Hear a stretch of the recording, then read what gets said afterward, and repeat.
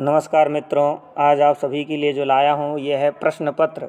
कक्षा सप्तम का प्रश्न पत्र जो आज परीक्षा हुई है संस्कृत की, है ना, उसी का जो है प्रश्न पत्र है और उसी का उत्तर कुंजिका, जिसे इंग्लिश में आप आंसर की कहते हैं, वो लेकर के आया हूँ आप सभी के लिए। कुछ छात्र सोच रहे होंगे कि हमने कौन सा सही किया, कौन सा गलत किया, तो इस समस्या को समाधान आप घर बैठे ही कर सकते हैं। और इसीलिए मैंने इस प्रश्न पत्र का जो है उत्तर कुंजिका तैयार कर लिया है। जो सही विकल्प है उसमें हमने सही टिक लगा दिया है। आज का जो प्रश्न है, आज का जो प्रश्न पत्र है, आज जो परीक्षा हुई है, ये बहुत ही मेरे अनुसार जो है बहुत ही सरल है, क्योंकि जितने भी प्रश्न है इसमें से बहुत सारे प्रश्न जो है, अधिक मात्रा में प्रश्न मैंने पिछले पेपर में भी पूछे थे, जो आपने टेस्ट परीक्षा दी होगी उसमें। तो और क्लास में भी मैंने कई बार समझाया है, बताया था कि भैया ये तैयारी कर लो, इसमें से बहुत सारे प्रश्न आएंगे उसमें।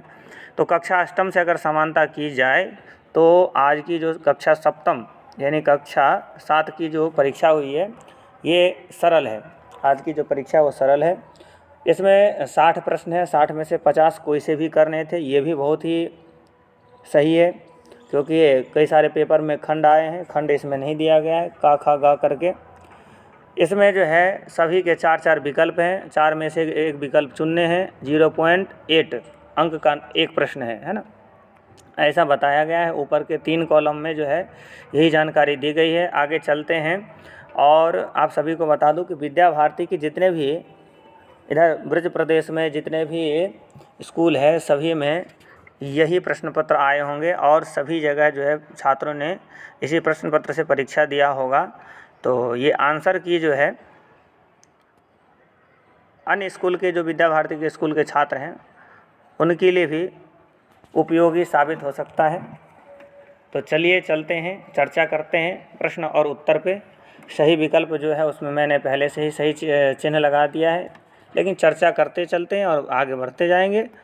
और आप सभी जो है इसके माध्यम से अभी आज ही आप जो है अपना आंसर की के माध्यम से जो भी सही आंसर है वो सही टिक लगा सकते हैं। आपको पता चल सकता है कितने नंबर आए हैं या अथवा आएंगे, क्योंकि जो करके आते हैं उनको पता होता है कि हमने कितने सही किए हैं, है ना। तो चलिए चलते हैं। छात्र हित में ये कार्य मैंने किया है। सत्येन कः तपति, सत्येन तपति रवि, रवि शब्द जो है इसमें सही विकल्प है। आप सभी को बता दूं कि मैं वैसे भी पीडीएफ सेंड कर सकता हूं, लेकिन मैं पीडीएफ सेंड करूंगा तो आपको समझा नहीं पाऊंगा, इसीलिए मैंने वीडियो बनाया है।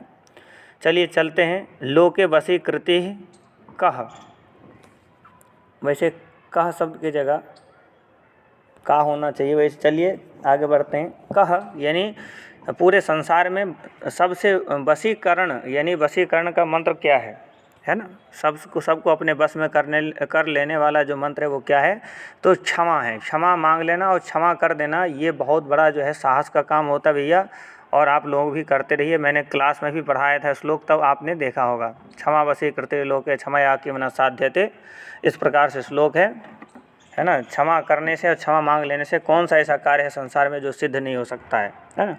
तो भैया क्षमा शब्द इसका सही विकल्प है। त्रीणि रत्नानि कुत्र सन्ति, त्रीणि रत्नानि है, यानी 3 रत्न कहाँ पर पाए जाते हैं, पृथिव्याम।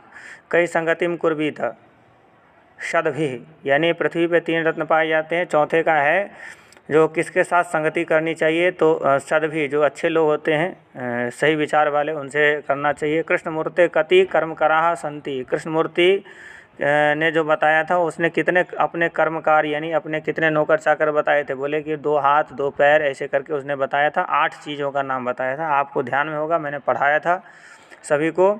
कस्मिन् सदा सुखम भवति स्वावलंबने, भैया अपना कार्य अपने से कर लेने से बहुत सुख होता है। नौकर चाकर के अधीन रहने वाले व्यक्ति ज़्यादातर दुखी पाए जाते हैं। चलिए, तो स्वावलंबी बनो, यानी अपना कार्य खुद करो, है ना, आप भी कर सकते हैं। श्रीकंठस्य पिता कीदृशः आसीत्, श्रीकंठ के पिता किस प्रकार थे, तो समृद्ध थे। श्रीकंठ जो है बड़ा धनी मनी लोग था भैया, उसके घर में एयर कंडीशन वातावरण और बहुत सारे चीज़ मैंने बताया था आपको, है ना। समृद्ध, समृद्ध शब्द है, यहाँ पे री छूट गया था तो मिसप्रिंट हो सकता है, तो इसको री छूटा है तो इसमें मैंने री लगा दिया है। आप सब समझ ही गए होंगे, इतना तो खैर पढ़े लिखे हैं, कृष्णमूर्ते गृहम कीदृशम आसीत, कृष्णमूर्ति का घर कैसा था। आडंबर विहीन, यानी कोई भी आजकल की आधुनिक सुख सुविधाओं कोई भी आधुनिक सुख सुविधाएं नहीं थी, और वो आडंबर विहीन कहे जाते हैं ऐसे, है ना। यानी उसके यहाँ बिल्कुल साधारण सिंपल तरीके से लोग जीवन यापन करते थे। कह सामान्य कृषकस्य पुत्र आसीत, कौन सामान्य कृषक का पुत्र था। भैया ऊपर देखो, अगर 8वें नंबर प्रश्न को समझ लिए तो इसका आंसर भी समझ लोगे। कृष्णमूर्ति, है ना, कृष्णमूर्ति का घर जो है वो आडंबर विहीन था, मैंने बताया। तो कृष्णमूर्ति जो है कृषक का पुत्र, किसान का पुत्र था, है ना। यानी कोई भी सुख सुविधाएं अधिक मात्रा में उसके घर में नहीं थी। तो आधुनिक जो होते हैं आजकल, वो बिल्कुल सामान्य जीवन यापन करता था, परिश्रमी व्यक्ति था, यानी पूरे परिवार परिश्रमी थे। एकस्मिन् वर्षे कति मासाः भवन्ति, भैया अभी भी बताया था कुछ दिन पहले मैंने, 12 महीने होते हैं। और ये चीज़ कोई बताने की बात नहीं है, 12 महीने होते हैं साल में, ये सभी को पता होता है। रमा कुतः संस्कृत शिक्षा प्राप्तवती, रमा कहाँ से संस्कृत की शिक्षा प्राप्त की थी, अपनी माता जी से, है ना। तो यहाँ पे स्वमातुः आता या मातु शब्द आया है, तो एक ही बात है, मातुः यानी माता से, है ना। आगे है रमाबाई केन सह विवाहम अकरोत्, रमाबाई के पति का नाम क्या है भाई, ध्यान करो, विपिन बिहारी दासेन, यानी विपिन बिहारी दासेन। यहाँ पे दासेन शब्द में ना जो है वो आधा कर दिया, ना पूरा होना चाहिए। खैर आप लोग समझदार हैं, समझ गए होंगे। कासाम शिक्षाये रमाबाई स्वकीयम जीवनम अर्पितवती, किसकी शिक्षा के लिए रमाबाई जो है अपने जीवन को समर्पित कर दी थी। स्त्री नाम हो सकता था, नारी नाम हो सकता है, और बालिका अगर शब्द आए तो वो भी सही हो सकता है। यानी कुल मिलाकर के समझिए कि महिलाओं की शिक्षा के लिए उन्होंने कदम आगे बढ़ाया था और सहयोग किया था कि महिला को भी शिक्षा प्राप्त हो, है ना। इसके बाद आगे बढ़ते हैं। 14 नंबर का जो प्रश्न है, इसमें लिखा है कस्याः पिता समाजस्य प्रतारणम असहत, है ना। कस्या यानी किनके पिता जो है समाज की प्रताड़ना को भी सहन किए, समाज ने बहुत परेशान किया उस समय। तो इसमें विद्याया, मनोरमाया या सुविधाया, रमाया, पहला विकल्प सही है। पंडिता रमाबाई जो थी, उनके पिताजी को बहुत सामाजिक लोगों ने बहुत ही प्रताड़ित किया था, है ना, प्रताड़ित हुए थे सामाजिक लोगों से। तो पाठ पढ़ाते समय हमने बताया भी था, ध्यान में आया होगा आप सभी को। चलिए चलते हैं 15 नंबर प्रश्न पे। 15 नंबर का जो प्रश्न है, इसमें है रमाबाई कस्मिन् नगरे शारदा सदनम अस्थापयत, सबसे पहले उन्होंने शारदा सदन की स्थापना कहाँ पे करी थी, तो मुंबई नगरे, है ना। पार्वत्याः मातुः नाम किम, पार्वत्याः मातुः नाम किम, मैना, पार्वती जी की माता जी का नाम क्या है, मैना, है ना। पढ़ाते समय बताया मैंने, संकल्पः सिद्धिदायकः पाठ में है भैया। कस्या माता चिंताकुला अभवत, किसकी माता बहुत चिंतित हुई थी भैया, वही पाठ है जो अभी मैंने बताया है, पार्वती जी की माता। पार्वत्याः शब्द जो है, तीसरा विकल्प जो है इसका सही है ना।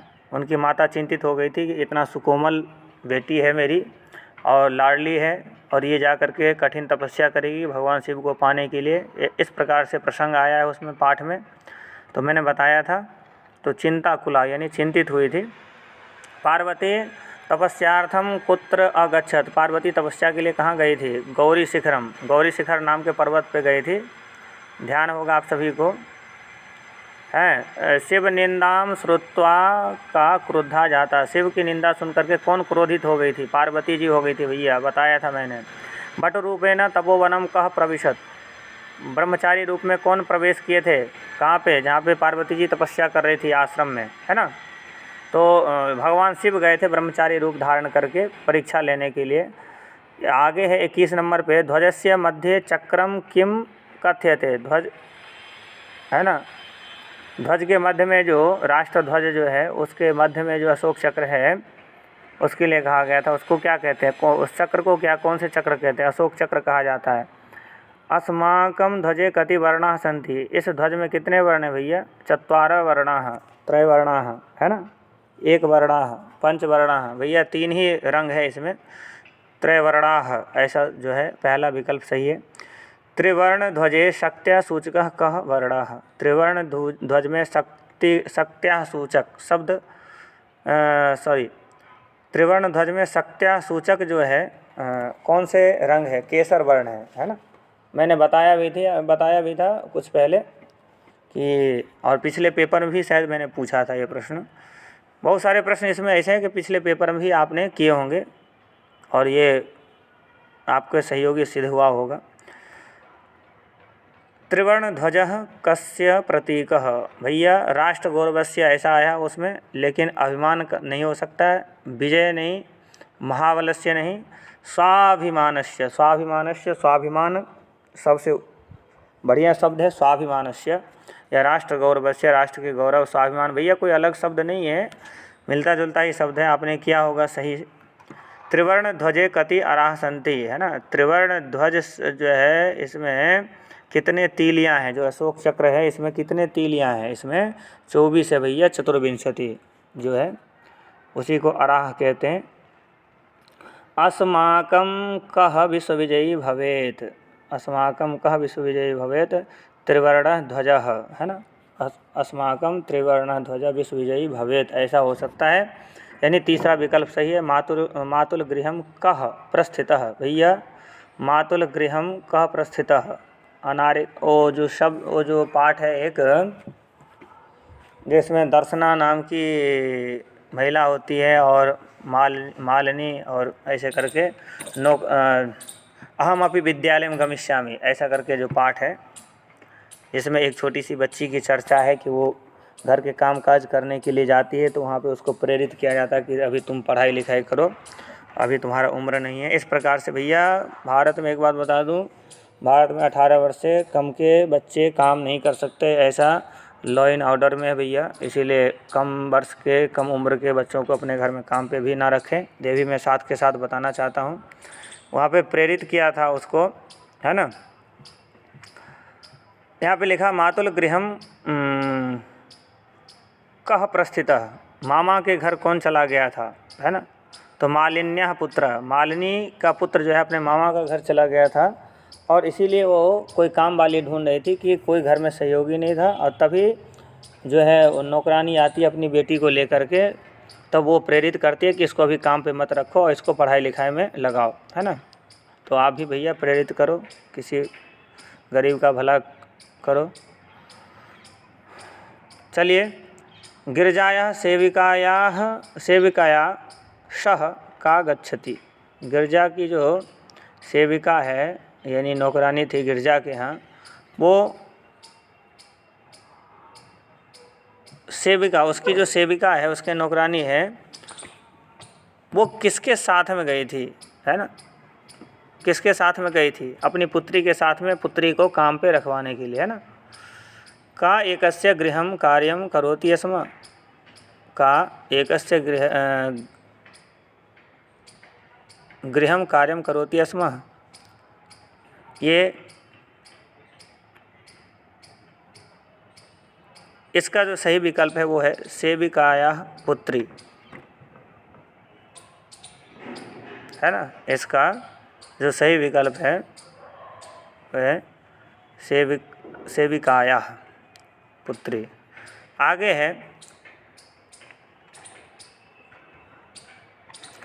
कस्या अधिकारः सर्वेषां मौलिक अधिकार अस्ति, शिक्षायाः अधिकारः मौलिक अधिकार, भैया बताया था मैंने, इस प्रश्न को मैंने कटवा दिया था। संस्कृत में स्वरों की संख्या है कितनी है, स्वर अच, है ना, स्वर को अच भी कहते हैं, 9, 15 और 33, भैया 9 है इसमें सही टिक लगाना मैं भूल गया हूँ, पहला विकल्प सही होगा। संस्कृत में स्वरों की संख्या जो है 9 है। अचः स्वराः ऐसा कहा जाता है, अच प्रत्याहार में आने वाले वर्ण जो है वो स्वर माने जाते हैं। हिंदी की बात तो भैया अलग है, उसमें कहीं जगह 11 भी कहते हैं, कई जगह 13 भी कहते हैं, तो वो सब समस्या उनकी है, मेरी नहीं है। यहाँ पे संस्कृत में स्वर तो सिर्फ 9 ही होते हैं, लेकिन मैं 9, 11 बता देता हूँ बच्चों को, क्योंकि कहीं ना कहीं कन्फ्यूजन क्रिएट हो जाता है, कई बार 9 की जगह 11 आ जाता है, तो दोनों में से कोई एक ही पूछेगा, जो भी पूछेगा एक ही पूछता है, तो कन्फ्यूजन नहीं होना चाहिए। खैर मैंने सभी क्लासों में जा कर के ये करेक्शन करवाया है। चलिए आगे चलते हैं। आगे जो है इसमें लिखा है 33 नंबर में जो है कः वर्णः उष्म वर्णः नास्ति, कौन से वर्ण उष्म वर्ण नहीं है। इसमें भैया सा सा सा हा होता है, सा सा सा हा उष्म वर्ण है, लेकिन इसमें ला नहीं आता है, तो नहीं है, निगेटिव क्वेश्चन है। देखिए आगे एक चत्वारिंशत् शब्दस्य अंके किम कथ्यते। एक चत्वारिंशत् शब्द को अंक में क्या कहेंगे, 41 कहते हैं। हाँ, यहाँ पे 69 जो शब्द है 69, इसको क्या कहेंगे, नवषष्ठी कहेंगे। नवविंशति 29 को कहते हैं। इसके बाद अमृत शब्द के लिए कौन सा विलोम होगा, यानी अमृत का उल्टा। तो भैया अमृत तो भैया जिंदगी देने वाला चीज़ है, और ज़िंदगी लेने वाला चीज़ जो है वो है विष, तो इसका उल्टा जो है विष होगा, है ना, विषम यानी खा।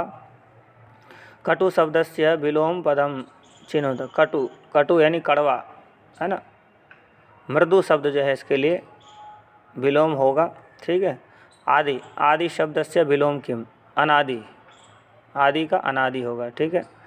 यहाँ विसर्ग लगाना उचित नहीं था, विसर्ग लगा दिया गया। दो आगे जो बिंदी लगे हुए हैं इसकी कोई ज़रूरत नहीं है। आदि, आदि शब्द जो है सही है, और अनादि इसका जो है विलोम होगा। आगे है अश्वः शब्दस्य पर्याय। अश्व, अश्व शब्द के पर्याय थोड़ा सा कठिन लगा होगा, क्योंकि बहुत सारे बच्चे पर्याय शब्द पढ़ के नहीं जाते सही से। तो तुरंग शब्द जो है इसमें सबसे उचित विकल्प है, और यही सही विकल्प है इसका। सुता शब्द का पर्याय क्या है भैया। सुत शब्द का मतलब होता है पुत्र, और सुता का मतलब है पुत्री। चलिए आगे चलते हैं। पृथ्वी, पृथ्वी, पृथ्वी शब्दस्य पर्याय पदम चिन्होत। पृथ्वी के लिए जो पर्याय है वो है धरा, है ना। रामाय पदे कह लकारः। रामाय, कृष्णाय, मोहनाय, राम, कृष्ण, मोहन इत्यादि जितने भी नाम हैं उन सभी का शब्द रूप एक जैसे ही होते हैं। मैंने बताया भी था कि राम की जगह बालक की जगह राम, राम की जगह बालक, है ना। इस प्रकार से कोई शब्द आता है तो आप एक जैसे ही मानिए। जैसे रामाय शब्द होता है वैसे बालकाय शब्द होता है, कृष्णाय होता है चतुर्थी में, है ना। तो यहाँ पे चतुर्थी विभक्ति है। विभक्ति यहाँ पे जो कारक है, कारक मतलब ये विभक्ति समझिए। और मैंने बताया भी ये बात कई बार कक्षाओं में भी बताया, आज भी समझा दिए थे छात्रों को मैंने। तो यहाँ पे कारक से वो अनुवाद वाले सिस्टम नहीं है, अनुवाद का सिस्टम यहाँ पे नहीं है। यहाँ पे सिर्फ विभक्ति का पहचान करना है, विभक्ति कौन सी विभक्ति का शब्द है, ऐसा भी पूछ लेता तब भी आप जो है कर लेते हैं, और कारक पूछा है तब भी कर लेंगे। चलिए आगे बढ़ते हैं। यहाँ पे जो है लिखा है 44 में, सह कंदुकेन क्रीडति। कंदुकेन में जो ना है ये पूरा ना होना चाहिए, आधा ना लिख दिया है। कई बार हलंत लगा देते हैं टाइपिंग वाले भी। तो यहाँ पे करण कारक है। कंदुकेन में कौन से कारक है, करण कारक तृतीया विभक्ति है। रामाय शब्द में संप्रदान कारक चतुर्थी विभक्ति है, जो 43 नंबर का था उसके लिए कहा मैंने। 45 में आ जाइए। 45 में गृहेषु, गृहेषु शब्द में कौन से कारक है, गृहेषु, रामेषु, है ना। सूल जहाँ पे लगा होता है उस सप्तमी विभक्ति का ही ये ट्रिक भी है एक प्रकार से, है ना। जिसमें सू लगा हो वो सू जो है वहीं सप्तमी विभक्ति बहुवचन में लगता जा करके, है ना। तो अधिकरण में पेपर सप्तमी विभक्ति, है ना, ध्यान में आया होगा सभी को। पठित्वा शब्दस्य धातु प्रत्यय पृथक कुरुत। धातु और प्रत्यय पृथक करेंगे, अलग करेंगे तो कैसा होगा भैया, पठ अक्त्वा प्रत्यय है, पहला विकल्प सही है। मैंने ये बात बिल्कुल क्लियर बताया था क्लास में कि पठ अक्त्वा शब्द ही उचित है, ठीक है ना। त्वा शेष बचता है लेकिन अक्त्वा यानी का लगा होगा, ठीक है। ये पहला विकल्प सही है इसमें। आगे है गमनीय पदे कह प्रत्यय। गमनीय, गमनीय में अनियर प्रत्यय भैया। अनियह नहीं हो सकता, तुमुन भी नहीं हो सकता, अक्त्वा भी नहीं होगा, अनियर प्रत्यय ये जो है लास्ट का विकल्प जो है इसमें 47 में सबसे लास्ट का विकल्प वो सही है। 48 गंतुम में कौन से भैया, भैया तुम दिख रहा है ना, ट्रिक भी बताया था मैंने। तो गंतुम में गम और तुमुन दो, गम धातु है, तुमुन प्रत्यय है ना, तुमुन प्रत्यांत है गंतुम। साफ साफ दिख रहा है, कई शब्द ऐसे होते हैं जिसमें साफ दिखता है प्रत्यय, शंका नहीं करना चाहिए भैया, ट्रिक भी लगाओ, कई बार मैंने बताया। पराजय, पराजय शब्द में परा उपसर्ग है ना, पर नहीं होगा, परा, प्र, परा, अप, सम, अनु, अब, ऐसे करके 22 उपसर्ग मैंने बताए थे आप सभी को। तो दूसरा उपसर्ग है ये, उसमें जो गिनती है उसमें दूसरे नंबर पे आता है परा, पराजयः, है ना। चलिए अब उपसर्ग योजयित्वा पदम छिनुत, है ना। अब उपसर्ग जिसमें लगा हो ऐसे विकल्प को चुनना है। तो भैया अवगमनम सबसे पहला ही सही है ना, क्योंकि अन्वेषणम में अन है, क्योंकि यहाँ पे अब पूछा है, तो अब जो है अवगमनम में है। तो भैया 50 नंबर का सभी समझ गए होंगे, अवगमनम पहला विकल्प सही है 50 में।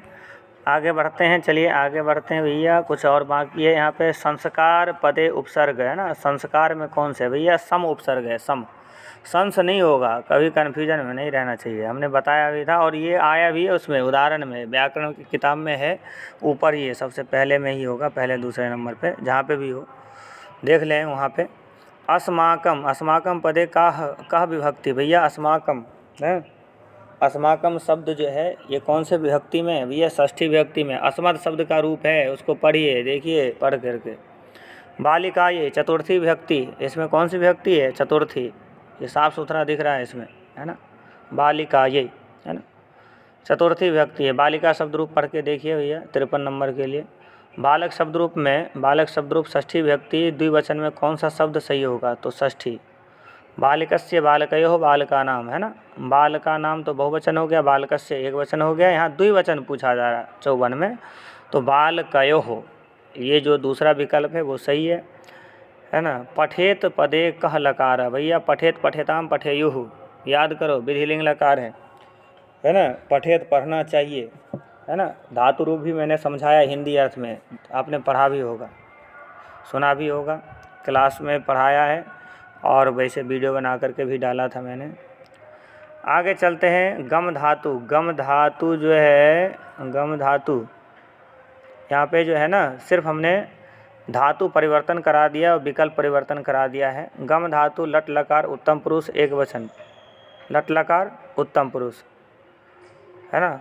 गच्छामि गच्छावह गच्छामः, उत्तम पुरुष में गच्छामि एक वचन में आता है, इसीलिए यहाँ पे चौथा विकल्प जैसे है ऐसे ही लिखवाया छात्रों को और ऐसे ही करवाया है ना। यहाँ पे मैंने करेक्शन करवा दिया था। चलिए आगे चलते, पिबती, पिबती पदे कह लकारः, पिबती पद में यानी पिबती जो शब्द है इसमें कौन से लकार है, तो लट लकार है। पिबती शब्द में लट लकार है भैया। पिबती पिबतः पिबंती, पा धातु है ना, ध्यान में आया होगा सभी को, पा धातु रुचिरा के पीछे साइड में है, देख लेना याद ना हो तो। लट लकार है, पहला लकार है ना। विद्यालय शब्द में संधि यानी विद्या प्लस आलय, भैया सुप्रसिद्ध है, स्कूल के बगल में घर जिसका होगा पढ़ा लिखा नहीं होगा वो भी बता देगा कि विद्यालय शब्द में दीर्घ संधि है ना। तो ये सभी जानते होंगे, बहुत प्रसिद्ध उदाहरण है विद्यालय शब्द। चलिए, तथा एव तथैव, तथा एव तथैव पहला विकल्प सही है, इसमें संधि करना है। आगे है संधि विच्छेद करना है। सबसे लास्ट अंतिम प्रश्न है इस प्रश्न पत्र का, नायकः, नायक शब्द भैया तुम भी नायक बनो, लीडरशिप की क्षमता सभी व्यक्ति में है, सब नायक बन सकता भैया। आगे बढ़िए, नायक किसको कह सकते हैं, नायक जो नेतृत्व करने वाला सही व्यक्ति है ना, उसको नायक कह सकते हैं। अच्छा कार्य करने वाले को भी हम नायक कह सकते हैं। चलिए, नयकः नायकः तीसरा विकल्प सही है। और आप सभी जो है अगले परीक्षा की तैयारी करिए, आपकी उज्जवल भविष्य की कामना करता हूँ। वीडियो को लाइक सब्सक्राइब करिए चैनल को, और ऐसे ही आप सभी जुड़े रहेंगे। लेकिन एक बात विशेष बता दूं कि वीडियो चलाने की किसी को विशेष प्रेशर नहीं दिया जाता है, ऐसा कभी मैंने नहीं कहा कि आप अनिवार्य रूप से वीडियो देखिए ही। कुछ बच्चे जो है घर में मोबाइल लेकर के बैठ जाते कि सर ने काम दिया है, तो इस प्रकार से मैं कुछ भी नहीं कहता हूँ। ये तो बस अलग से एक सहयोग भाव है, और इसको आप सहयोग ही समझिए, इसको आप मुख्य भूमिका में ना लाएं। ये आप सभी से मैं निवेदन अनुरोध दोनों ही करता हूँ। मैं किसी को प्रेशर नहीं देता हूँ कि आप वीडियो देखिए, स्वेच्छा से आप देख सकते हैं, स्वागत है। चलिए आज के लिए इतना ही, धन्यवाद। और विद्या भारती की जो भी विद्या भारती में पढ़ने वाले छात्र हैं वो सभी इससे लाभ प्राप्त कर सकते हैं। आज संस्कृत का पेपर सभी स्कूलों में हुआ है, तो आपके सहयोगी कोई हो किसी अन्य स्कूल में तो उनको भी भेज दीजिए, आंसर की मिला लें। चलिए, धन्यवाद। आज के लिए इतना ही।